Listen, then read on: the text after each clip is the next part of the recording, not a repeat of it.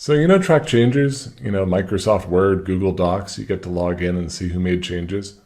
When you make a change in Gravity Forms, none of that gets tracked. So that's what we did with entry revisions. We added track changes for entry editing.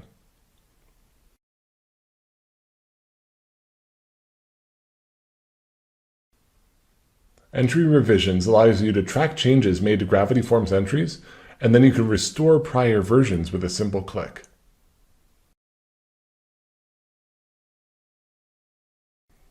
We use the same interface that you're used to in WordPress for comparing revisions, and we apply that to Gravity Forms entries. It's easy. You'll be able to see who'd made the changes to the entry and choose which field values to restore, so you don't have to restore the whole entry at once. Our entry revisions add-on also adds a Gravity Forms notification option so that you get notified whenever an entry is updated, which is really handy.